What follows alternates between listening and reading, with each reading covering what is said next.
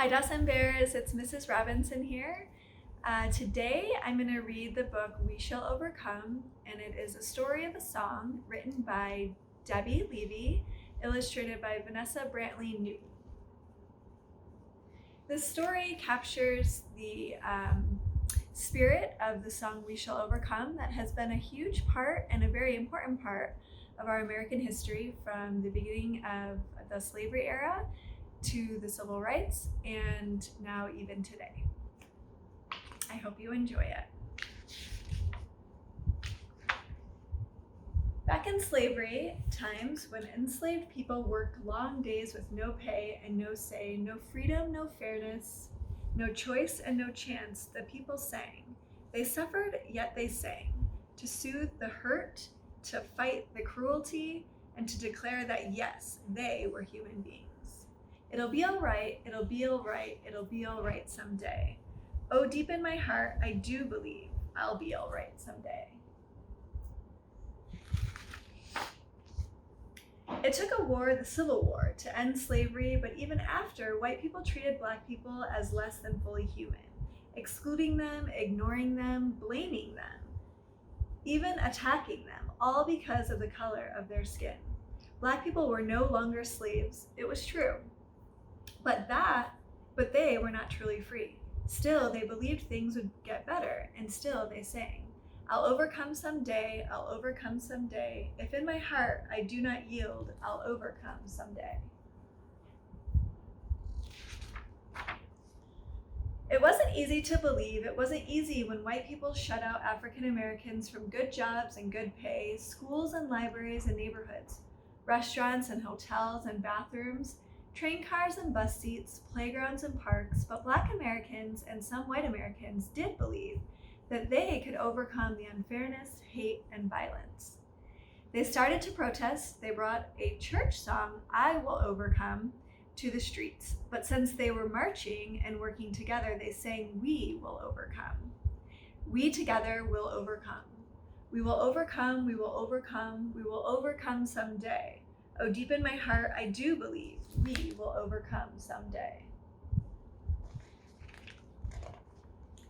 There were many forms of race hatred and many ways to fight it. Some students fought by sitting down in restaurants and asking to be served. They didn't ask for free food. They didn't want special service. They just wanted to buy a meal like any white person could.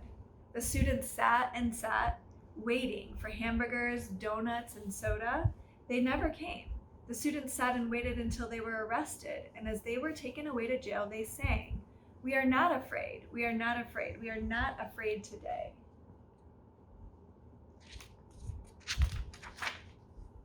More and more people decided to stand up for rights for African Americans, and one small group, the Freedom Singers, traveled 50,000 miles in 9 months to living rooms, concert halls, elementary schools, jails, high schools, and rallies, bringing We Shall Overcome to people in 40 states, inspiring them to believe that change was coming.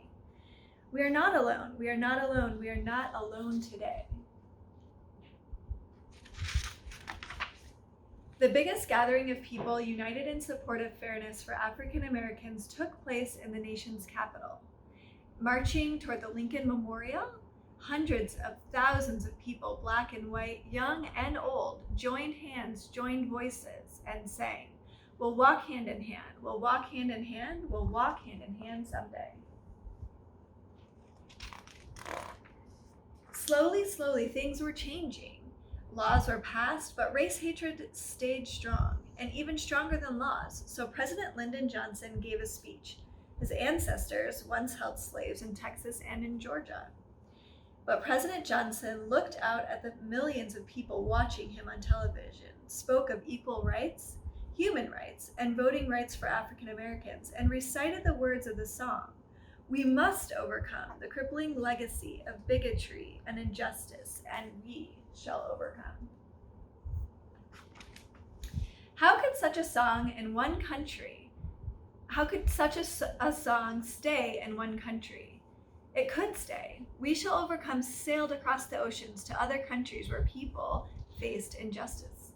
It traveled to South Africa, where Black Africans embraced it as their own freedom song. In their long struggle against an all-white government, they treated them as outcasts in their own land. Black and white together, black and white together, black and white together someday.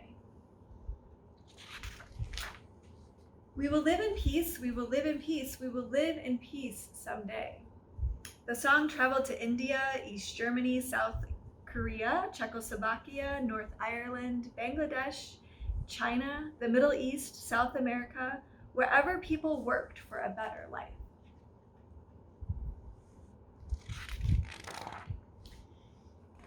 Even as it spread across the globe, the song never really left its American home.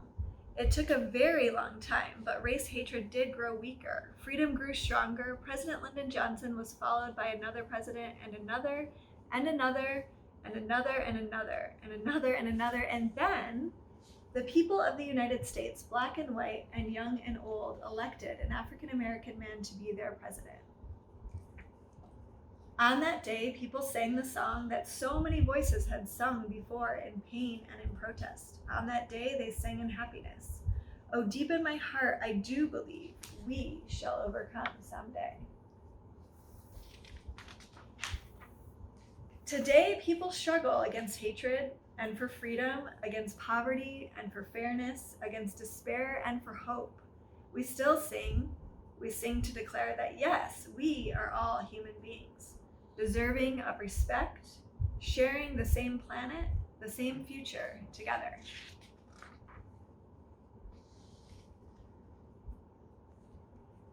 The end.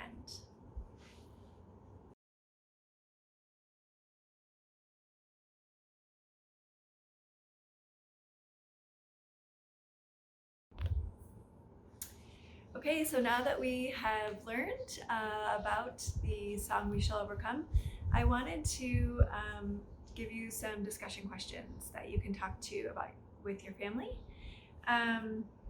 or just things that you may think about, and can provide some interesting topics and conversation with your family.